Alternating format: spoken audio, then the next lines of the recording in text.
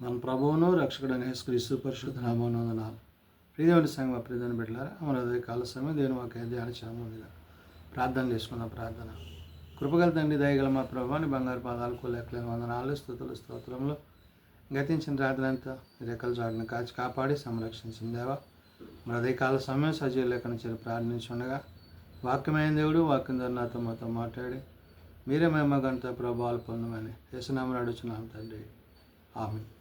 ప్రియమైన సంఘం ప్రియమైన బిడ్డలారా, విడుదలకు ఏర్పాటు చేయబడిన వాక్య భాగము త్రిత్వము తర్వాతి 5వ ఆదివారం కొరకు ఏర్పాటు చేయబడిన పత్రికా వాక్య భాగము పేతురు రాసిన మొదటి పత్రిక 2వ అధ్యాయము 4 నుంచి 10 వచనాలు ఈ విధంగా రాయబడినవి.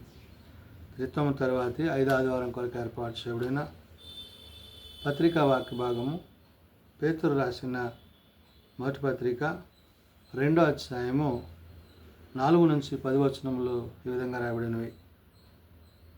మనుషుల చేత విసర్జింపబడినను దేవుని దృష్టికి ఏర్పరచబడినది అమూల్యమును సజీవమునైన రాయియగు ప్రభువునొద్దకు వచ్చిన వారే యేసుక్రీస్తు ద్వారా దేవునికి అనుకూలమగు ఆత్మ సంబంధమైన బలులు నర్పించుటకు పరిశుద్ధ యాజకులుగా ఉండేటట్లు మీరును సజీవమైన రాళ్ళవలె నుండి ఆత్మ సంబంధమైన మందిరములుగా కట్టబడుచున్నారు. ప్రియమైన సంగమా, ప్రియమైన బిడ్డలారా, పేతురు భక్తుడు ఆయా దేశాల్లో చెదరి ఉన్న విశ్వాసులందరికీ శుభమని చెప్పి పత్రిక రాస్తూ తిరిగి మరలా ప్రభువులో వారిని సమకూరుస్తున్నాడు. అనగా దేవుని యొక్క ఆత్మ చేత, దేవుని యొక్క శక్తి చేత పరిశుద్ధ యాజకులుగా ఉండుటకు మీరు కట్టబడుచున్నారు అనే మాటని ఇక్కడ పేతురు గుర్తు చేశాడు. మనకివ్వబడిన పనిని, అది ప్రభువు మనకిచ్చిన బాధ్యతని దాన్ని నిర్వర్తించుటలో, జరిగించుటలో ఆయన యొక్క ఉద్దేశాన్ని మనము కలిగి ఉండాలి. కాబట్టి ఇక్కడ పేతురు చెప్తున్న మాట మనుష్యుల చేత విసర్జింపబడిన అంటున్నాడు. అంటే ఒకవేళ మనుష్యుల చేతను విసర్జింపడినప్పటికీ దేవుని దృష్టికి ఏర్పరచబడినది అమూల్యమును సజీవమునైన అంటున్నాడు. దేవుని దృష్టికి ఏది మంచో, ఏది అమూల్యమైనదో, ఏది సజీవమైనదో ఆ రాయి ప్రభువునొద్దకే వచ్చిన వారే అంటాడు. అంటే ప్రభు దగ్గరికి, అంటే మనుషుల దగ్గరికి కాదు మనం చేరవలసింది, వెళ్ళవలసింది ప్రభు దగ్గరికి. కాబట్టి యేసుక్రీస్తు ద్వారా దేవునికి అనుకూలమగులగు ఆత్మ సంబంధమైన అంటే తండ్రి యొక్క ఉద్దేశం చొప్పున కుమారుడైన క్రీస్తునందు మరి ఆత్మ సంబంధమైన బలులను అర్పించుటకు పరిశుద్ధ యాజకులుగా ఉండుటట్లు అంటున్నాడు. అంటే దేవుని కొరకు, ప్రభువు కొరకు పరిశుద్ధాత్మతో నింపబడి ఆ పరిచర్యలో దేవుడు మనకిచ్చిన ఆ స్థితిని బట్టి మీరును సజీవమైన రాళ్ళవలె నుండి ఆత్మ సంబంధమైన మందిరములుగా కట్టబడుతున్నారు అంటారు. అంటే దేవుని కొరకు మరి ఏర్పరచబడిన దేవుడు మనల్ని ఏర్పరచుకున్నప్పుడు ఆ ఏర్పాటులో మనము ఆ ఏర్పాటుకు తగినట్లుగా మనం ఉండాలనే విషయాన్ని పేతురు ఇక్కడ గుర్తు చేస్తూ ఆత్మ సంబంధమైన మందిరాలుగా కట్టబడుతున్నారు. అంటే ఆత్మానుసారమైన జీవితాన్ని, ప్రార్థనా జీవితాన్ని, విశ్వాస జీవితాన్ని మనం కలిగి ఉండాలి. ఎలాగనగా ఇదిగో నేను ముఖ్యమును ఏర్పరచబడినదేను అమూల్యమునగు మూలరాతిని సియోనులో స్థాపించున్నాను అంటున్నాడు. ఆయన ఏర్పరిచినది, ఆయన నియమించినది, ఆయన ఉద్దేశించినది, ఆయన తలంచినది, ఆయన ఏదైతే జరిగించాలనుకున్నా ఆ జరిగించేది, దీని గురించి మాట్లాడుతూ అమూల్యమును మూలరాతిని సియోనులో నేను స్థాపించున్నాను అన్నాడు. దేవుడు మన కొరకు ఏర్పాటు చేసినది అది ఎంత ఉన్నతమైనదో, అది ఎంత ఆత్మీయమైనదో, అది మనల్ని నిత్యరాజ్యాలను నడిపించేదైనదో ఈ విషయాలను పేతురు గుర్తు చేస్తూ ఆయన యందు విశ్వాసం ఉంచువాడు ఏమాత్రమును సిగ్గుపడడు అన్నాడు.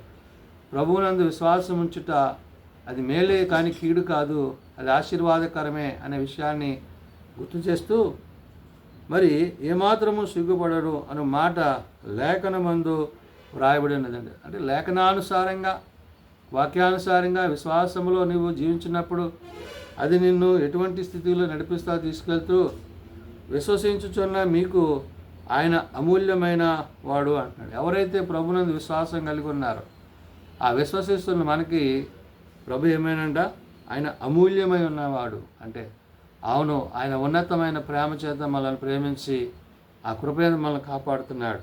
విశ్వసింపని వానికైతే ఇల్లు కట్టువారు ఏ రాత్రిని నిషేధించరో అదే మూలకు తలరాయి ఆయన అంటున్నాడు. విశ్వసించకపోతే విశ్వాసికి అవిశ్వాసికున్న ఈ యొక్క వ్యత్యాసాన్ని ఇక్కడ పేతురు గుర్తు చేస్తున్నాడు.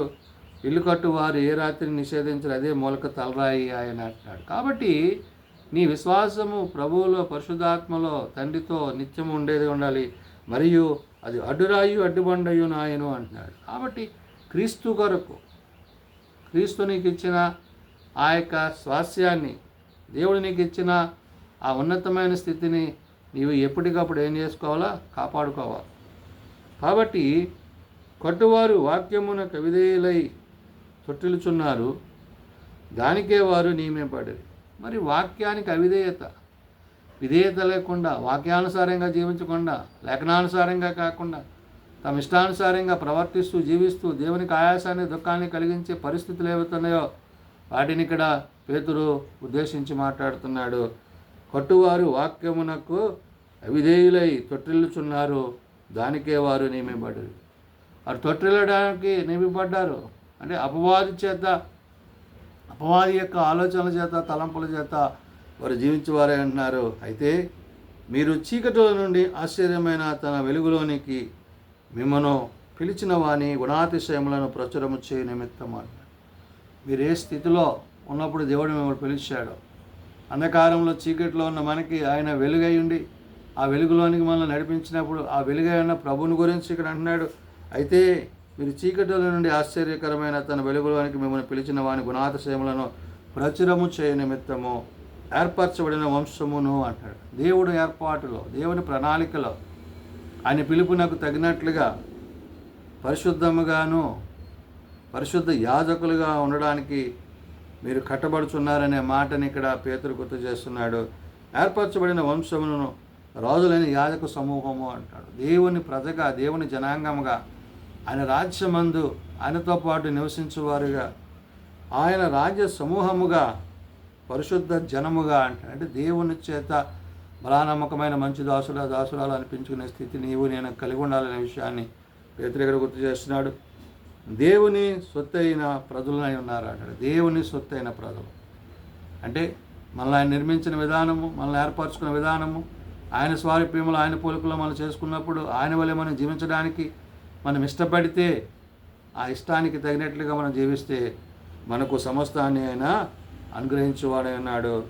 కాబట్టి ఒకప్పుడు ప్రజగా ఇప్పుడు దేవుని ప్రజ అయితే, ఒకప్పుడు ప్రభువుని ఎరగక దేవుని ఎరగక జీవించారు, నేడు ప్రభు కొరకు మీరు ఏమై ఉన్నారు అంటాడు. ఒకప్పుడు ప్రజగా ఉండక ఇప్పుడు దేవునికి ప్రజ అయితిరి, ఒకప్పుడు కనికరింపబడక ఇప్పుడు కనికరింపబడిన వారు అయితిరి అంటాడు. అవును, క్రీస్తు చేత కనికరింపబడి, క్షమింపబడి, క్షమాపణ పొందుకొని మరణం నుండి పాపం నుండి విడిపింపబడి నేడు ఆయన ప్రేమ చేత ఆయన ప్రేమ యందు నిలిచిన వారమే, విశ్వాసమందు కట్టబడుతూ ఆత్మయందు నిలిచిన వారమే దేవుడు అనుగ్రహించు ఈ ఉన్నతమైన ప్రేమను ఆయన మనకు చూపిస్తున్న ఆ పరిశుద్ధ యాజకులుగా ఉండుటకు కట్టబడుచున్నారనే మాటకు తగినట్లుగా మనము పేతురు ఏదైతే తన పత్రికలో ఆయా దేశాల యందు చెదిరి ఉన్న విశ్వాసులకు శుభమని చెప్పి రాయిచున్నారో ఆ శుభవచనాలను బట్టి మనము తిరిగి ఆయనలో జీవించేవారమై ఉండాలని ఈ ఉదయకాల సమయం పరిశుద్ధాత్మ దేవుడు భక్తుడైన పేతురు ద్వారా తెలియజేసిన మాటలు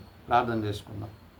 ప్రేమ నమ్మకం కలిగిన మా తండ్రి, కృప కలిగిన దేవా, నిజమైన ఆయన నిన్ను బట్టి, నీ మాటను బట్టి, నీ ఆజ్ఞలను బట్టి, నీ లేఖనాన్ని బట్టి మేము జీవించుటకు ప్రవర్తించుటకు మాకు నేర్పించండి. ఆత్మతో సత్యంతో నేను ఆరాధించేవారిగా సజీవమైన రాళ్ల వలె నేను స్తుతించి సేవించి నీ యందు నిర్మాణింపబడిన నీ విడలుగా ఉండడానికి సహాయం దయచేయండి.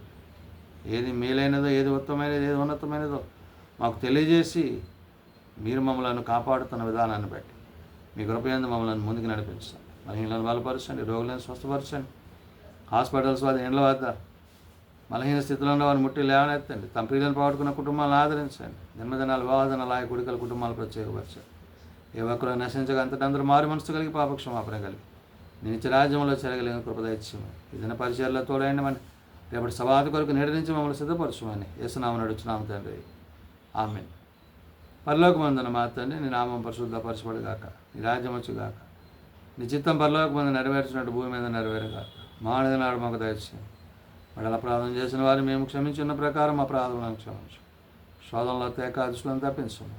రాజ్యము, శక్తి, మహిమ నిరంతరము నీవే నా తండ్రి. ఆమేన్. మన పరమ తండ్రి అయిన దేవుని ప్రేమ, ప్రభువైన యేసుక్రీస్తు కృప, ఆదరణకర్త అయిన పరిశుద్ధాత్మ సహాయము సదా తోడేయండి, సంరక్షించును గాక. ఆమేన్.